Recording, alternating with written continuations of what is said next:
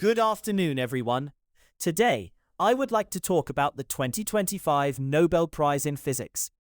I chose this topic because it shows that quantum mechanics can appear not only in atoms, but also in electrical circuits large enough to be engineered and measured directly. The prize was awarded for the discovery of macroscopic quantum mechanical tunneling and energy quantization in an electric circuit. At first, this topic may sound surprising. Quantum mechanics is usually associated with extremely small particles, such as electrons, atoms, or photons.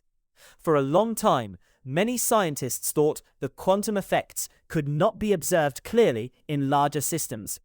However, research on superconducting electric circuits showed that this was not true. These circuits are made from superconducting materials, which allow electric current to flow without resistance at very low temperatures. Under these conditions, the circuit can behave according to quantum rules. One important discovery was macroscopic quantum mechanical tunneling.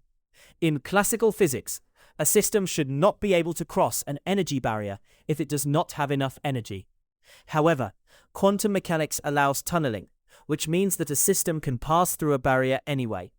What made this discovery remarkable was that the effect was observed in an electric circuit large enough to be treated as a macroscopic object.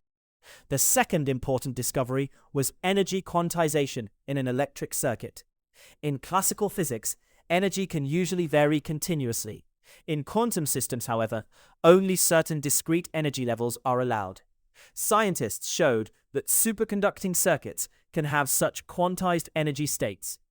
This meant that an electric circuit could behave like an artificial quantum system, with well-defined energy levels that can be studied experimentally. These discoveries were extremely important. They showed that quantum mechanics is not limited to the microscopic world. They also made it possible to design and control superconducting circuits for further research. This work laid part of the foundation for modern quantum technology. For example, superconducting circuits are now used in qubits for quantum computing. I find this discovery very fascinating. It shows that ideas once thought to belong only to the atomic world can also appear in larger human-made systems. It also teaches us that the boundary between the classical world and the quantum world is more subtle than we once believed.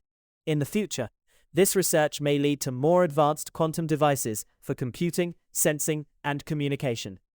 Even though this topic may seem highly technical, it gives us an important message. Quantum physics does not disappear simply because a system becomes larger. Under the right conditions, it can still reveal itself in powerful and surprising ways. Thank you. Good afternoon, everyone.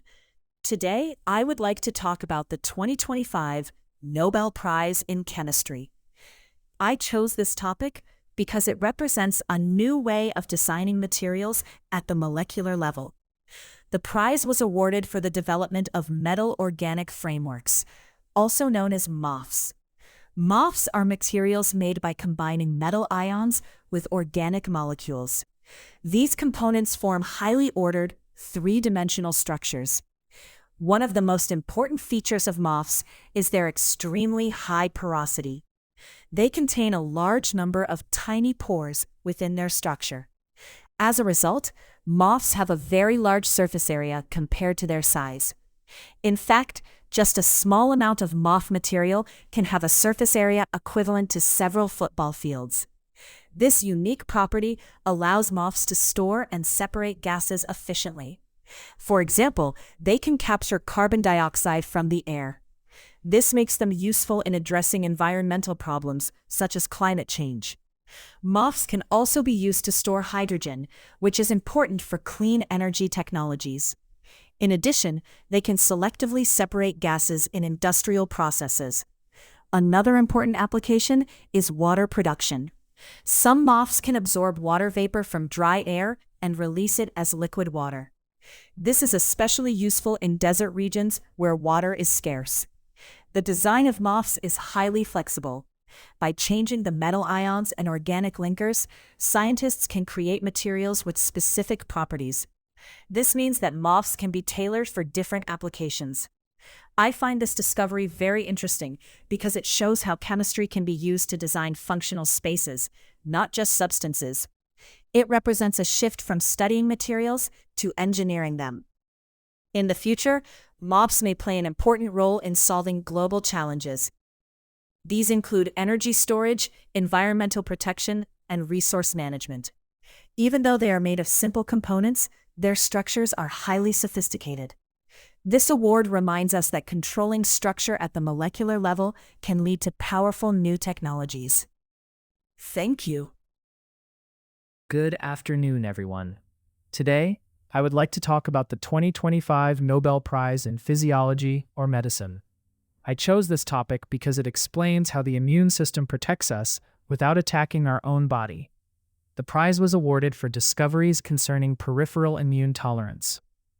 At first, this topic may sound technical, but the basic idea is very important.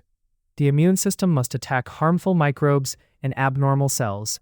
At the same time, it must avoid reacting too strongly against the body's own tissues. If this control fails, autoimmune diseases and harmful inflammation can occur. For a long time, many scientists believed that immune tolerance was explained mainly by central tolerance. This means that dangerous immune cells were thought to be removed during their development in the thymus. However, later research showed that this was not the whole story. The body also has important mechanisms outside the thymus that keep immune reactions under control. These mechanisms are part of what is called peripheral immune tolerance. One of the most important discoveries in this field was the identification of regulatory T cells. These cells act as guardians that suppress excessive immune responses and help prevent attacks on the body's own organs. This was a major breakthrough because it showed that immune tolerance is not only based on deleting dangerous cells. It also depends on active control by specialized cells. Another important step was the discovery of the role of the gene FOXP3. Scientists found that mutations in this gene cause severe autoimmune disease. Later research showed that FOXP3 is essential for the development and function of regulatory T cells. This connected molecular biology with immune regulation in a very clear way. Together, these discoveries transformed our understanding of the immune system. They showed that peripheral immune tolerance is an active and highly organized process that protects the body from self-reactivity. This knowledge has had major medical importance. It has opened new possibilities for treating autoimmune diseases, improving transplantation, and developing cancer immunotherapy. I find this discovery very fascinating. It shows that the immune system must be powerful, but also carefully controlled. It also teaches us that health depends not only on defense, but also on tolerance. In the future, this research may lead to better ways to control immune reactions in many diseases. Even though this topic may seem specialized, it gives us an important message. A healthy system must know not only how to attack, but also how to stop. Thank you.